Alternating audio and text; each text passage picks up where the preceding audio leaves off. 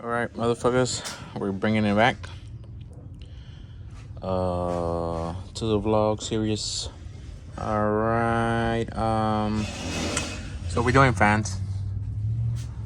I already did them.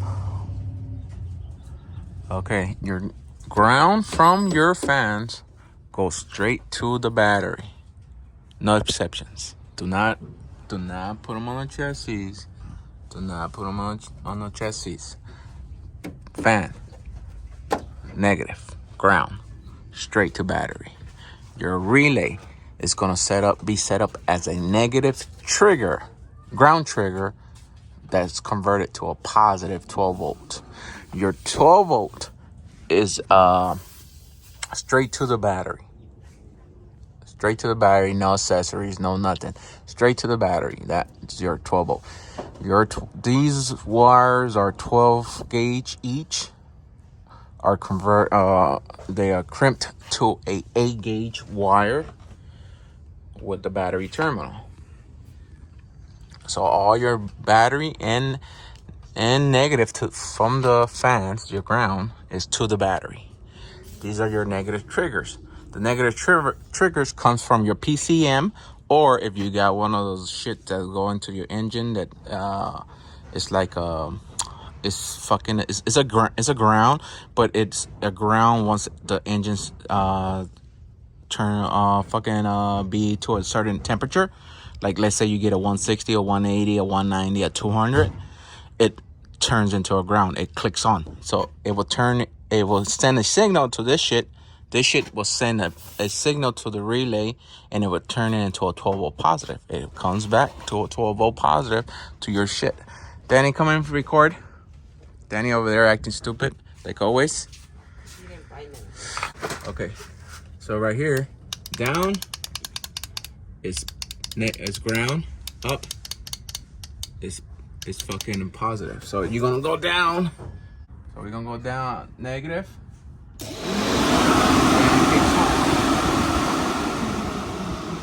Second fan, negative. Even with one, let's say you had one single output of ground,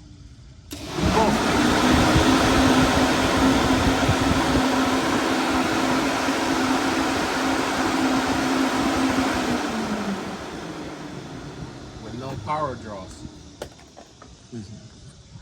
With no power draws, because it's running straight to your fucking battery. Not your alternator, not no accessories, not no fucking wire going to your engine, inside your cab that you don't even know where the fuck is going to. So all the power draw is from the battery. Your battery gets charged by your alternator. So everything directly to your battery, and you will never have a problem with your fans. So this gonna go straight to the outputs to the PCM, the sniper. Sniper goes directly here, so it will click on each fan at the temperature that I set it to. So we bring it back as we go. We're bringing it back. Okay. This wire, this black one, is what I use. You see that single strand? You see? Oh, nice focus. Finally, this fucking iPhone does something right. But see that single strand? And this is the wiring I took from this fucking car, from the fence. See that little single strand? I don't even want to focus on the strand. There we go. See that single strand? And he had multiple different gauges. Look at all the different gauges he had. See? The insulation is thick. Wire is thin. Same shit for this one. See that? Super thick wire, super thick insulation. Wire is thin. And he had this one as a positive, and this yellow one as a positive. Each one was running one fan, and both negatives, both grounds was connected to this one.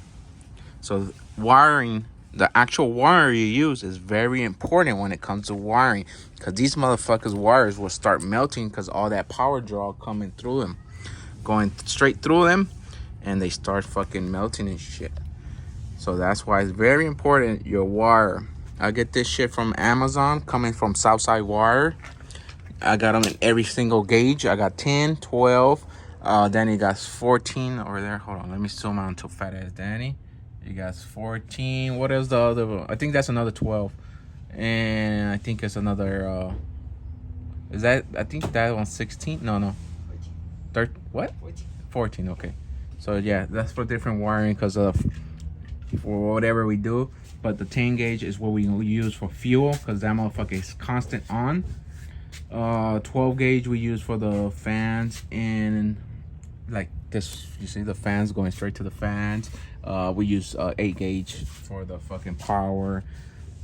Sometimes we'll use 10 if I know that motherfucker is gonna need the extra wire. But if it don't need the 10, we just go straight with 12 because it's solid copper core. The 10 is the same shit. That fucking 16 is the same shit. So with the wire is expensive, but that's what you fucking put it on your labor charge. That's why fucking labor is very expensive, motherfuckers, when it comes to wiring. To wiring is, oh, motherfuckers, they be hitting me up for wiring, and when I give them a quote of fucking, racks, they be like, oh, why is it so expensive? That's why it's so expensive, because I use quality shit. Because I don't want a car to burn with my name on it. Fuck all that shit. You want a car to burn? Use that shit over there. Get back to this wire shit again. Oh, and it was all hidden by this fancy loom that doesn't have a split. What? Look, fancy loom. Fancy loom hides everything. That's why they like using fancy loom. But yeah, it was all hidden on that. Even the shit that I found on the bolt connector was hidden by fancy loom. All right, bringing it back on. All right. New valve cover seals, spark plug cables, spark plug wires cables are done. Valve covers are done. New breather for the valve cover, and if you can see over there, it has the new PCV valve there. But we were just waiting on the catch can. Catch can might go around here and route that.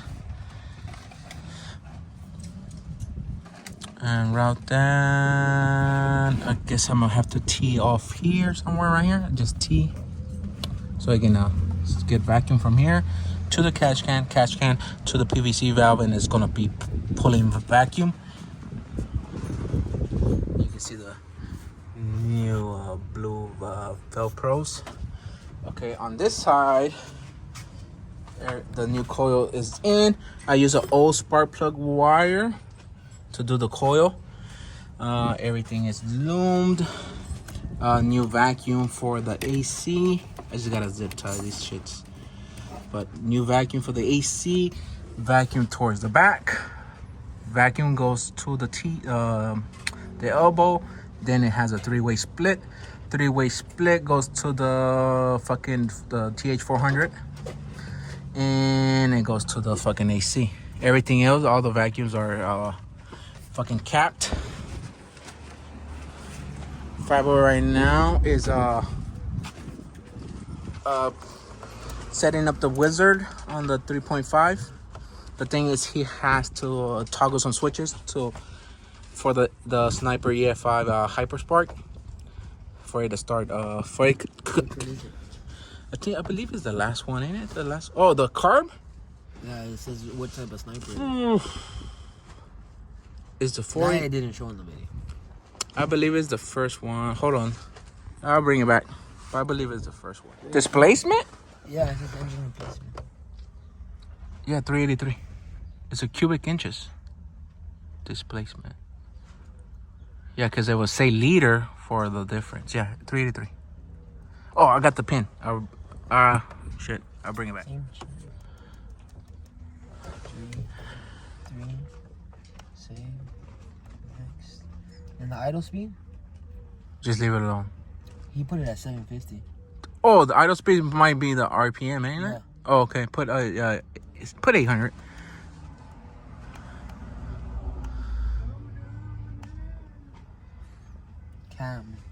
Cam type. Put stock mode, street, strip, or race. Put race.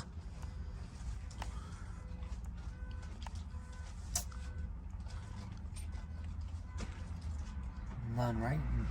What is it? Power adder? None.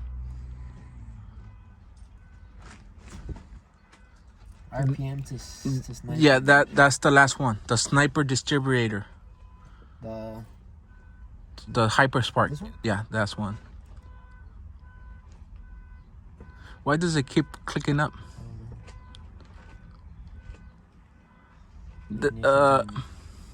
Wide open ignition timing. Put 34. I believe that's for the 34.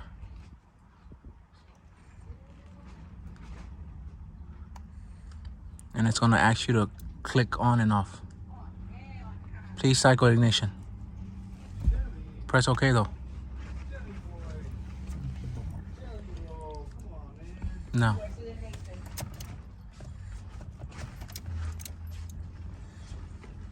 It's writing on the little program. And I think you'll be able to start it, no? Press the brake. Make sure it's in park. No, make sure in park. And that's it. She started. Right, and from here you gotta go to something else that you have to set up the timing. And then I have to check it with the timing gun. All right, we bring it back. All right, bringing it back.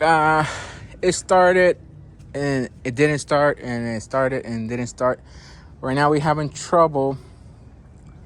I think it's a ground issue, but in the PCM. Okay, it works, it starts, it idles, and then it just shuts down. It doesn't blow the fuse, but I have to disconnect the fuse for the PCM to reset. So then I have to put the fuse back in so it can reset, and then it starts again. If I don't put the if I don't pull the fuse, it doesn't reset, so you cannot start it. I've been trying to find the issue, but there's, it's not volts, it's not ground, it's something internal in the Holly. I'll call Holly Monday, but I'm still gonna continue tomorrow and do the dash, the Dakota. So I left everything. Right now it's charging because it drained the battery. It's I was trying to get it to idle so I can set the initial timing. You have to set the initial timing in the 3.5, and then you gotta check it with the gun. Once it's on dead center where you set the timing in the thing, you can move on to the next step. But we couldn't not move on from there because it idle for a while, then it didn't want to idle. It didn't want to idle at all.